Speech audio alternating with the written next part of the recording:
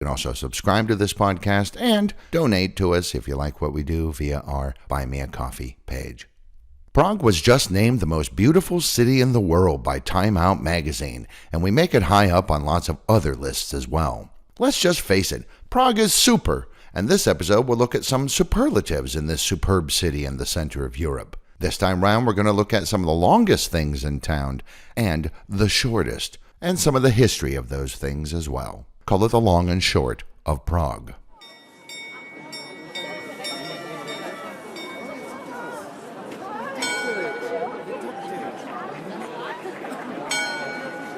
A city is much more than just a collection of buildings. It's a location, it's a history, it's a culture, it's ideas and ideals, and a city is also, most importantly, the people in it. This is Prague Times, the podcast that takes a look at the city of Prague in the Czech Republic.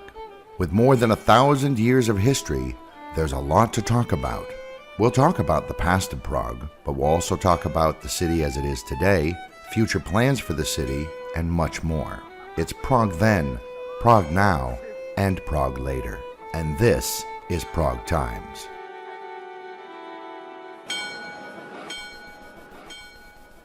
As mentioned before, Time Out recently said Prague is the most beautiful city in the world. They also gave us second best for relaxation and number 7 for best cities in the world overall. Money.co.uk named Prague the second best city for beer drinkers. Number 1 this year was Asheville, North Carolina, because they have more breweries.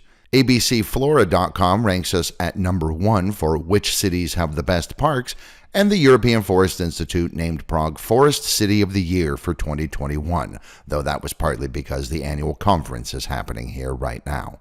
Prague is the third richest region in the EU in terms of PPS, that's Purchasing Power Standards, and the Twinner Honest Cities Index says we are the 25th most honest city in the world out of a pool of 350 examined. And the list of lists goes on and on. By and large, Czechs are a pretty modest bunch and are not accustomed to thinking about anything they have in terms of being the best, or even good, to judge by pub conversations I have.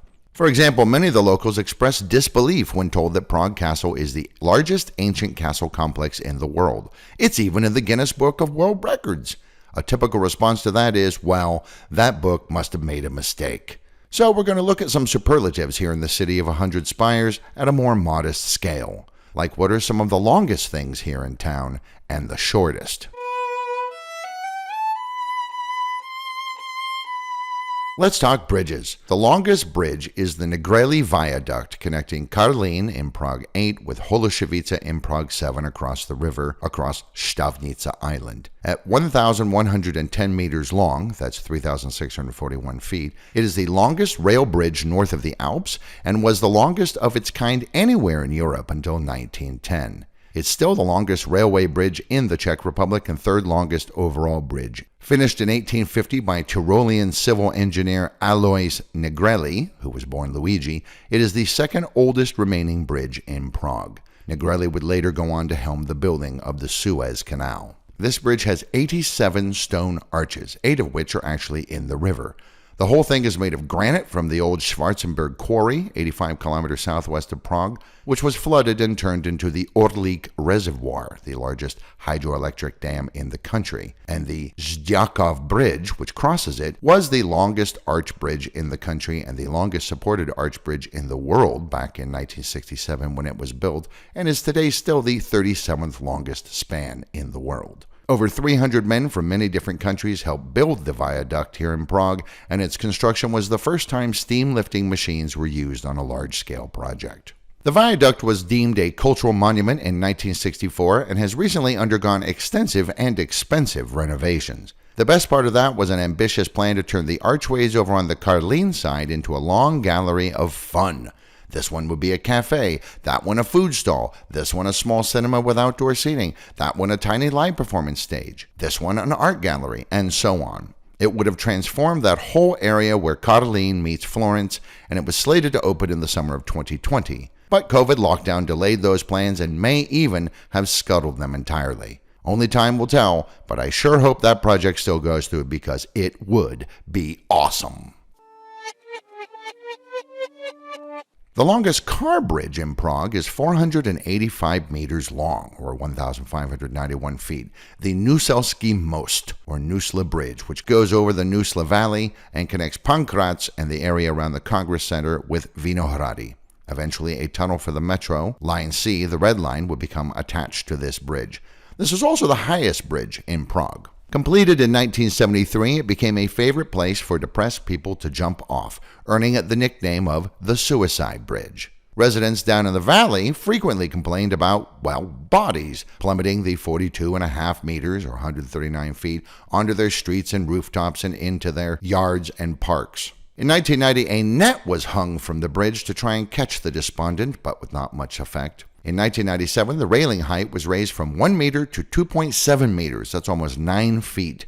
In 2007, the barriers got extensions that curve inward, and that seems to have finally stopped the suicides. It's estimated that somewhere between 200 and 300 people jumped to their deaths from this bridge between 1973 and 2007. That's roughly 7 a month, give or take.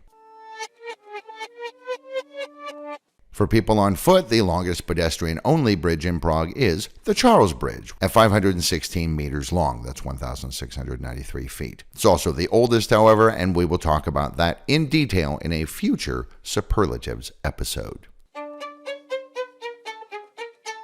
Those are the longest bridges, but the shortest bridge is only 169 meters long. This is Chekův Most, which connects Holešovice with Old Town and Josefov, the Jewish quarter. It's the shortest, but it's also the prettiest, with Art Nouveau sculptures along it. In fact, it's the only Art Nouveau bridge in the entire country. The bridge is named after Svatopluk Čech, a Czech writer who was instrumental in the Czech national revival in the 19th century. The Nazis changed the name when they were here to Mendel Bridge, after Gregor Mendel, a biologist and friar of German extraction who worked in Brno and is considered to be the father of genetics. But after the war, the Czechs changed the name back to Chekův Most. So there, Nazis. Blech. The longest escalator is the one at the Náměstí Míru metro station on the Green Line, or Line A. At 87.2 meters long, it's not just the longest in the country, it's the longest in the EU. It has 533 steps and takes 2 minutes and 19 seconds to ride its length one way if you don't walk. It should come as no surprise that the reason for this thing being so long is that this is also the deepest metro station in the city and in the EU. The platform is located at 53 meters below ground. This metro station was the first on the Line A to be opened on August 12, 1978, which originally ran from Leninova Station, today called Davidska, to here. The line was extended further to Želevskoho Station in 1980, and today Line A runs a total of 17 stations and is 17 kilometers long. The longest distance between two metro stations is between Nádraží Holešovice and Koblicí stations on the C line, or Red Line. That distance is 2.24 kilometers, or 1.39 miles. Formerly known as Fučíkova Station, after journalist Julius Fučík, a famous communist who led the anti-Nazi resistance and then was captured, tortured, and hanged to death by them in Berlin in 1943 at the age of 40. The now named Nádraží Holešovice Station, or Holešovice train station, was the terminus in this direction of the C line from its opening in November of 1984 until June 2004 as a northern extension from Sokolovska Station, which is today called Florence. In 2004, the line was extended all the way to Ladvi. As the train leaves Holešovice train station to Koblicí, it goes north to cross under the river next to the kind of newish Troja Bridge and then curves east. The trip takes 3 minutes. Interesting note, the Holešovice train station is technically named the Franz Kafka train station. Wander around there and see if you can find the small sign that says this. It's surprisingly hard to find. The longest distance between two tram stops is on the 22 line, which is also one of the longest, if not the longest, tram route in Prague. Between the stop for the Malostranska metro station and the Královský Letohrádek stop, which includes the snaking curves of Chotovka, passing the Deer Moat and going around Chotkovy Sady, and then running along the backside of Prague Castle. The longest bus route is the 177, which goes 27.85 kilometers and takes an average of 75 minutes to complete one way. Of the three metro lines here in Prague, the longest one is the B line, or Yellow Line, which is 26 kilometers long and has 24 stations. The shortest distance between two metro stations is on the C or Red Line, between Museum, at the top of Wenceslas Square, and Hlavní nádraží, the main train station. The distance between these two stops is only 425 meters. The longest tunnel in town is the Blanka Tunnel, which was finally completed in 2015 after 8 years and numerous cost overruns and arguments. At 5.5 kilometers, 3.4 miles, it is the longest road tunnel in the country and the longest city tunnel in the entire EU.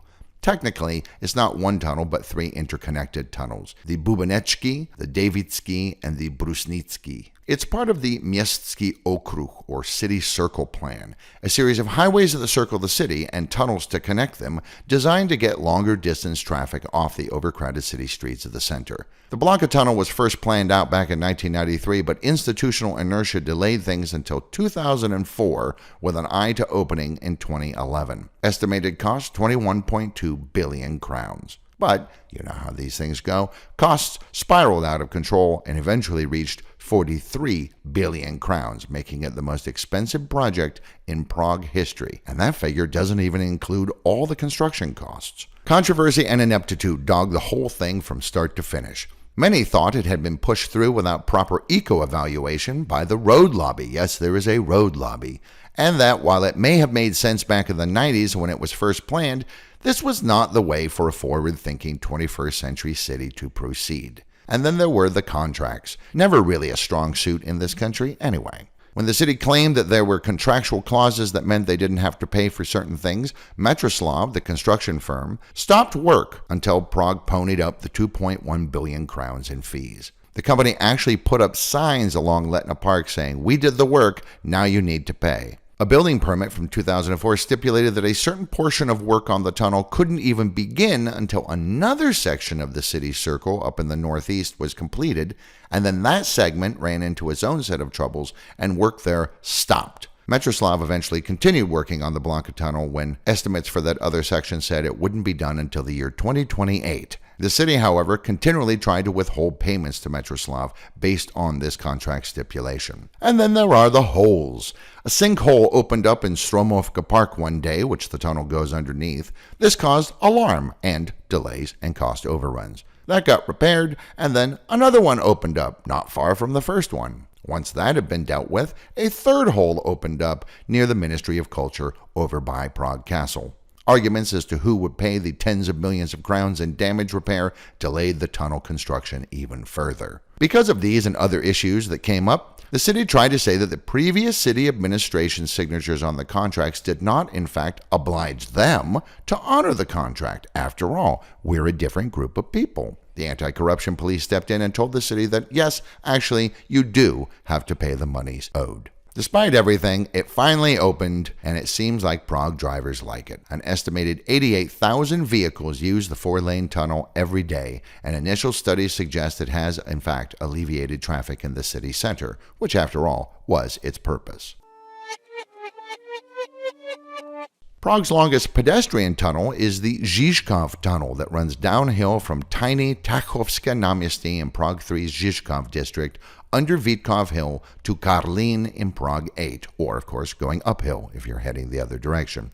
It was not officially named, however, until 2014. Apparently, the pencil pushers in the area just forgot to name the tunnel. For many years, people in Žižkov called it the Karlín Tunnel, and people in Karlín called it the Žižkov Tunnel, and nonconformists just called it the Vítkov Tunnel. Each neighborhood kind of thought of it as theirs, but the Prague 3 administration finally noticed the naming oversight and took the initiative to get it officially named Žižkov Tunnel in 2014. That's a long time to go without a name since it was built in 1951 and opened in 1953. It is 303 meters long, that's 994 feet, and it tilts downwards towards the river at an 8.1 degree angle. There once have been plans to put a tram through here. It is 4.5 meters wide on average, so a tram would fit, and also build a parallel tunnel for cars, but neither of those plans came to pass. They couldn't even be bothered to name it, let alone build more tunnels. In the Zhizkov Tunnel, one of the doors you can see as you walk past actually goes into a secret nuclear bunker with room for 1,250 people to survive for 3 days. After that, I guess you're on your own. There's also another door that leads to a room under Vitkov Hill that originally was designed to store dead bodies in case of an emergency, but is now a laboratory staffed by 4 scientists run by the Nuclear Physics Institute. In there is a small orbital electron accelerator called a microtron. This is a thing that measures radioactive isotopes and can be used in fields as varied as genealogy and medicine. The longest block building in Prague, built in 1975, is a paneláks that runs along the north side of Zelenohorska in Bohunice, Prague 8, not far from the famous psychiatric hospital. The building is 300 meters long. That's 3 U.S. football fields and has 18 entrances. Some sources say it's actually 330 meters long. Others say 340. I don't know why people just don't go out and measure it. It's 12 floors tall and houses 1,000 people in 400 units. Inside it boasts the longest interior corridor of any structure in the country, and it also has the longest heating and water distribution system of any structure in the country, though maintenance people say that by the time the water gets to the furthest flats out at the ends, it's cold. A paneláks is a large-scale prefabricated residential building. They're called many different things in many different countries and languages, but here they're called paneláky. The first ones in Europe were actually built in the Netherlands just after World War I, and then in Germany in 1923, and then Paris 1939, and then elsewhere. It's thought that the first one showed up in Czechoslovakia in 1940 or so as part of an experiment by the Zlín-based shoe company Baťa. Most of that city was being constructed according to modern urban planning ideas to support their massive shoe factory, and today remains a treasure trove of functionalist architecture. This was mentioned in a previous episode about UNESCO sites.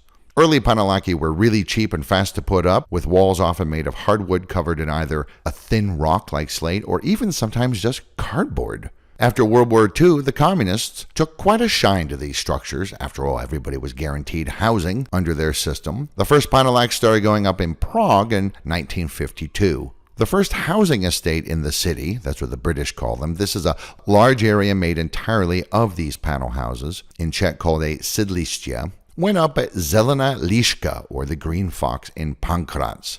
The name for the area comes from an old 18th century coaching inn, which later got incorporated into an industrial building that became the Java motorcycle factory. There had already been some functionalist housing built in the area, so paneláks just seemed like a natural fit. That earlier housing from the 1930s ended up becoming a machine laundry and then a morgue for those who died during the Prague uprising against the occupying Nazis near the end of World War II, and sadly was then torn down in 2006. The oldest still surviving paneláks is also from the 50s, but in Petříny. Paneláky went up all over the country. After the Velvet Revolution, Václav Havel called them undignified rabbit pens, slated for liquidation. But with so many people living in them, today it's estimated as many as a third of all Czechs live in paneláky, and about half of all apartments are in these buildings, and in Prague it's thought about 20% of residents live in them.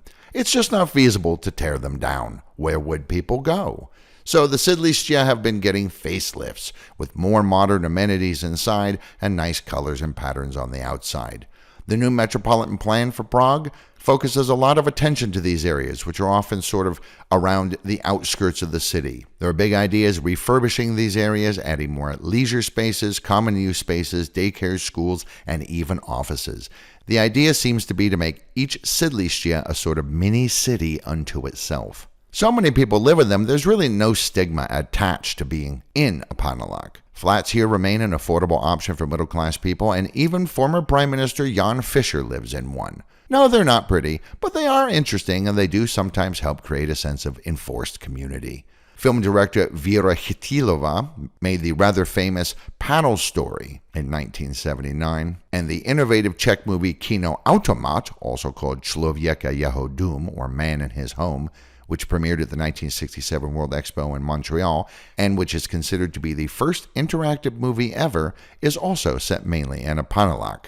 It was interactive because at certain points in the movie, the audience was given a choice for things to go one way or another, and they would vote using devices that they had at their seats. Back in the late noughties, the Oxford English Dictionary was looking for a word to describe these specifically former communist-era blocks of flats and housing estates in Europe, and they finally settled on the Czech word paneláks. So the Czech word paneláks is now officially part of the English language. The longest square is, no surprise, Wenceslas Square. At 750 meters, it's the longest square in the country, though it's only 60 meters wide. That's 2,460 by 196 feet. It is not the biggest, however, by area. That is Karlovo náměstí, which we will talk about in a future Superlatives episode. Designed by Holy Roman Emperor and King of Bohemia Charles IV, as was all of Novi Miesto, or Newtown, it originally was the horse market for Prague. In fact, up at the top of the square, where the neoclassical National Museum now sits, there used to be a large gate known as the Horse Gate. The whole thing was known as Konský trh, or horse market, from its construction in the mid-1300s until 1848, when it was renamed Svatováclavské náměstí, or St. Wenceslas Square, which then, of course, just got shortened to Václavské náměstí. In fact, most Praguers shorten it more, calling it Václavák. Back in the 1920s, during the First Republic, hip young Praguers referred to it as Trafos, or sometimes just Trafi, after Trafalgar Square in London. The ground there was all dirt till the late 1800s. In 1875, some trees were planted along the sides, but then 20 years later, those were torn out to make way for trams. In 1895, electric lights were installed on the square. This long but narrow square really feels more like a boulevard than a proper square, but its size and central location have made it the center of many events and traditions. Historian Dušan Třeštík said Wenceslas Square is a mythological central point for Czech history. The famous statue of St. Wenceslas on his horse, up by the museum, was originally in the middle of the square, then it was moved out to Vyšehrad, which is the other castle in town, in 1879, and the current one was commissioned in 1913. The statue is a favorite meeting place for Praguers, who often say, "Meet me at the horse," or even, "Meet me under the tail," meaning around the backside, under the horse's tail. Czech artist David Černý made an upside-down version of the horse as political commentary, which is now in the nearby Lucerna Passage. Learn more about that horse and Černy's sculpture in a past episode that takes a tour of Černy's works here in the city. In June 1848, a large mass was held here, and afterwards the Prague Uprising kicked off, an attempt to throw off the Habsburg yoke. Dozens died, and the rebellion, however, was a failure. It was in Wenceslas Square that Alois Jirasek, on October 28, 1918, read out the declaration of the formation of a new independent country, Czechoslovakia. Under the Nazi occupation, the Nazis would use the square for huge rallies, often using large groups of school children to discourage violence from the populace. Pigs. In 1968, after the Soviet invasion ended the Prague Spring, history and political economics student Jan Palach set himself on fire here in the square in protest. There's an unusual monument to him set into the paving stones up by the museum and a poem about him on the southeast side. During that 1968 invasion, Warsaw Pact tanks and machine guns fired at the museum, thinking it was the Czechoslovak radio building. The holes left behind by the shells and bullets were still there when I first came here in 1993. In 1969, the Czechoslovak hockey team beat the USSR hockey team, and 150,000 people gathered to celebrate and rub it in the Ruskies' faces. Unable to take a joke, the police cracked down. So, people vandalized the nearby Aeroflot building, which is the Russian airline, and then things got serious, with heads getting cracked and lots of arrests made. This event was used by the communists as a pretext for the so-called normalization period of the 70s, when basically progress of any kind ground to a halt. And so all during the 70s and 80s, Wenceslas Square, which had no advertising allowed under communism, so all those signs and neon and all that stuff, that wasn't there. It was a large but kind of dour place. Then, during the Velvet Revolution of 1989, the entire country went on strike, and an estimated 100,000 people stood in this square, jingling their keys for 3 days. The communists then gave up. There used to be a tram running up and down Wenceslas Square, but the tracks were removed in 1980. The central strip where the tram ran now has flowers and shrubs, some of these in hexagonal pots that local wags nicknamed Strogal's orchards. Lubomir Strogal was the communist agriculture minister at that time. The idea was that with these large planters in the way, people couldn't use the large open space for protests. However, there are plans to put a tram back in Wenceslas Square as part of a huge renovation and refurbishment project that is being discussed. We'll see when and if it actually happens. The northern part of the square has already been blocked off to cars. This happened back in 2012, and there's talk of turning the whole thing, or at least most of it, pedestrian only. There are 2 metro stations here, and all 3 of the current metro lines can be picked up here. Wenceslas Square is a bustling city center spot now. In fact, the busiest pedestrian traffic spot in the entire country. If there's a part of Prague that feels like city, this is it. Started in 1970 but finished in the 1980s, the longest street in Prague is Strakonická, which emerges from the road spaghetti down by the Barrandov Bridge on the Prague 5 side of the river and runs south for 15.5 kilometers, nearly 10 miles, to the very edge of the city limits. At that point, it becomes the D4 highway. In fact, honestly, it's the highway for most of its run, even inside the city. So in many ways, it feels unfair to call it the longest street, since really, it's kind of a highway. Now you'd think Dlouhá Street, which means Long Street, would be the longest. Well, it was once, but times change. It's only 520 meters long.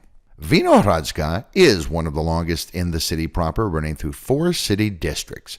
It starts at the National Museum at the top of Wenceslas Square in Prague 1, runs through part of Vinohrady in Prague 2, continues into Žižkov in Prague 3, passing Náměstí Jiřího Poděbrad, or JZP, as some of us foreigners call it, and then goes into Strašnica in Prague 10, turning into Černokostelecká, just a little bit past the main cemeteries and crematoriums, and right at a park that used to be a former vineyard. The whole Vinohradská named part is 4.5 kilometers long, 2.7 miles. Street actually used to be called Řičanská, because it kind of heads towards the village of Řičany, and then the whole thing was renamed Černokostelecká in 1873, but then just 11 years later, the part that's now Vinohradská was renamed Jungmanova, then Fochova after World War I, then the Nazis renamed it Schwerenova, and then it went back to Fochova for a year, but then the communists renamed it Stalinova. In the post-Stalin rehabilitation period, that name was replaced by the one it has today, Vinohradská, in 1962. The trams that run down Vinohradská and then turn left to go behind the museum will soon continue straight ahead and then hang a right into Vrchlické Hosady, nicknamed by the locals Sherwood Forest, and stop right in front of the main train station's main entrance. The shortest street is Borshov in the Old Town, only 40 meters long. It goes off Karolina Světlé right next to the Hemingway bar, heading into the block but then dead-ending before it gets to the next street. Interestingly, some local sources say Borshov is not a street at all, since it doesn't connect to anything, but is actually a very unusual square. Others say it is an enclosed courtyard. It's certainly old, first mentioned in records back in 1323. Today, the famous vegetarian restaurant Leka Hlava, or Clearhead, is located here in a house at number 2 that was built in 1410. So if you want to be stubborn and say a street must connect at both ends, then you need to go to Malá Strana. About 150 meters from the Charles Bridge, off of U Lužického Semináře, near where it meets Cielhelna, which then goes down to the Franz Kafka Museum and David Czerny's Pissing Men kinetic sculpture, there's a tiny alley only 32 feet long, 9.7 meters. It's called the narrowest street in Prague because, in addition to being the shortest, it is the narrowest, only 18 inches across, that's 48 centimeters. In fact, it's the narrowest street in all of Central Europe. It's so narrow that people can only go up or down, because it's really just stairs, single file. So there's a traffic light. It actually does officially have a name, Vinarna Chertovka, after a wine bar nearby. This has led some local wits to nickname it the Drunk Street because people tend to stagger while walking up and down its uneven steps, much in the same way a drunk person would walk on level ground. This is actually the last of what is known as a sotka in Czech, a narrow gap between buildings. In most places, these were designed to leave a bit of space between buildings so that if one caught fire, the fire hopefully wouldn't spread to the next one. But the gaps were too narrow to be effective and usually didn't work. However, this sotka was part of a plan of intentionally placed ones here in Malá as fire alleys, passageways that led down to the river so people could fetch water if, in fact, a fire broke out. These were constructed after a series of terrible fires destroyed much of the area, notably the one in 1541, which killed 50 people and pretty much wiped out Malá. The whole district was then rebuilt in the Renaissance style that is so prevalent today. Well, the fire alleys certainly did their job because ever since then, there have been no more fires. And most of these narrow passages were filled in, except for this one, which runs down to the mouth of Chertovka, or the Devil's Canal, which separates Kampa Island from the main shore. Down there at the riverside, there's the Chertovka restaurant. Legend has it that a washerwoman once lived in this building who was famous for having a very volatile temper, yelling at people all day long for the smallest infractions. Locals nicknamed her Chertovka, or Devil Woman, and she was proud to bear the name. The house she lived in would eventually be renamed At the Seven Devils, and the canal named after her, Chertovka. The owner of the restaurant there, who does not like people popping down to see the view and take pictures without buying something, likes to tell the story of a fat lady, a German tourist who got stuck in the narrow passageway for 2 hours as she was toddling down to go have lunch at the restaurant, until one local had the thought to grease her with butter to free her. They told her, though, "Don't eat it." It worked, and she stomped off in a huff. This story, which he has personally told me twice, is almost certainly not true, but reinforces two major stereotypes. Germans are big fat dum-dums, and Czechs are very clever. Again, though, it's not really a street since it dead ends into where the river and the canal meet, and the end is blocked off by a restaurant. So, let's go 250 meters south to Kampa Island, where we will find Jiřího Červeného. It is only 27 meters long, but it is in fact a street with ingress and egress at both sides.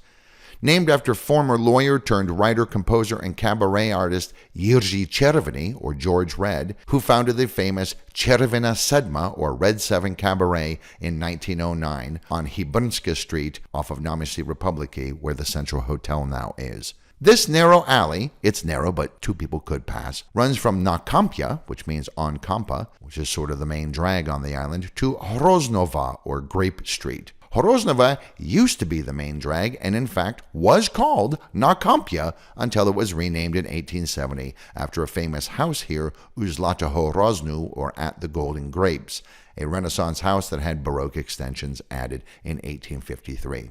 Jiří Červený once wrote a song called My Street, in which he specifically asks that this short, unnamed alley one day be named after him. He said it was short and unadorned, like his pension. His daughter, famous opera singer Sonia Červená, who is still alive at 95 years of age and yes, still performs, managed to finally convince the city to rename it after her father in 2001. So even though it's little more than an alley, you could argue that this is the shortest street in Prague.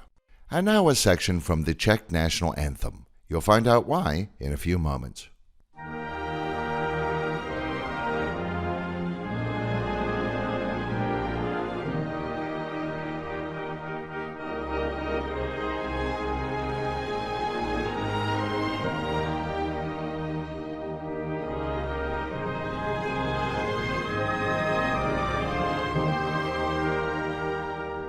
Czechs sure do love what they call the nature, so we'll end with some waterways that flow through the city. We all know about the river, the Vltava, or Moldau in German, which is the longest in the Czech Republic, 430 kilometers inside the country, though the Laba, or Elba, is overall a longer river flowing into Germany. But there are a number of famous streams here as well. The longest stream in Prague is the Rokitka, which is 35.2 kilometers long, 31.5 of which are in the city limits.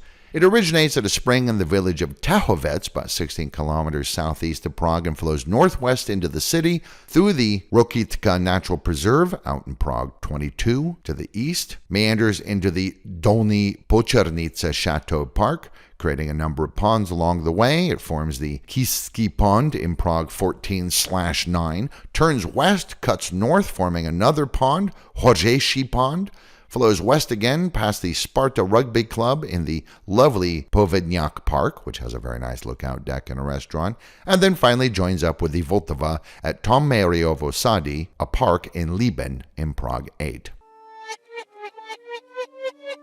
Perhaps even more famous, though a bit smaller, is Botič at 34.5 kilometers long, with 21 of those kilometers in Prague proper. It is the water effervescent through the meadows mentioned in the Czech national anthem, specifically referring to the part where it flows in the Nusla Valley under the old Suicide Bridge. It's also included in many, many other songs.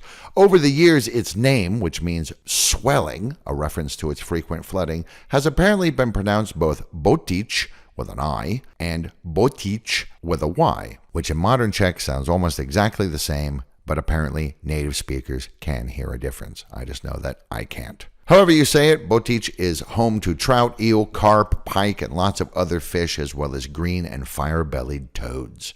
Its source is near the village of Černětice in the northern bit of the Ujezdec forest, though its spring was actually moved in the 1950s to a different part of the forest. It flows north through the lovely Průhonice Park area, mentioned in a previous episode, into the nature park Botič Milichov, through the park at Hostevář, up into Vršovice in Prague 10, going right past Havlíčkovy Sady, into Park Folimanka in Prague 2's Vinohrady, under the Nusla Bridge, the Suicide Bridge, and then empties into the Vltava right at Naplavka by the iron rail bridge not far from Vyšehrad. As the country emerged from communism, the waters of both these streams were found to be among the worst polluted in all of Europe. Today, that's been largely fixed, and many people go canoeing and even swim in those waters. I don't know if I'd drink it, though.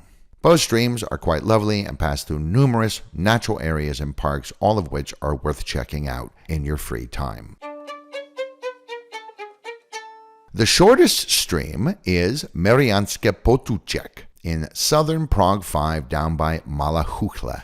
Its source is a spring, one of the most productive springs in the city limits, in Homolka Park, near a cave with a statue of the Virgin Mary that has become a religious pilgrimage place. The spring was renovated in 2017 and now sports a stone gargoyle spouting out the water. The stream flows down the hill through the park, past an old sugar factory, which was a converted mill. Then there's a teeny tiny waterfall before it goes underground for 30 feet, about 9 meters, re-emerging and going past the tiny late Baroque church of the Nativity of the Virgin Mary, built on the ruins of an old Romanesque or early Gothic church from the 12th century, which is today used by Greek-speaking Prague residents in the area who are members of the Czech Orthodox Church. Yes, there is such a thing. The stream then flows under the D4 when it's still Strakonická, technically the longest street in Prague, and finally empties into the Vltava. Total distance 182 meters, or about 660 feet.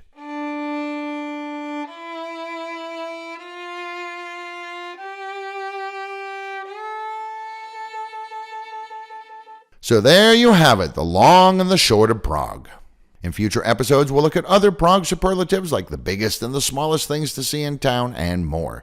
In the meantime, go check out some of the places mentioned in this episode. Rediscover some of your city. Thank you for listening to this episode of Prague Times. If you liked this episode, be sure to like it or share it and tell your friends. Check us out on all of our social media platforms for extra goodies as well.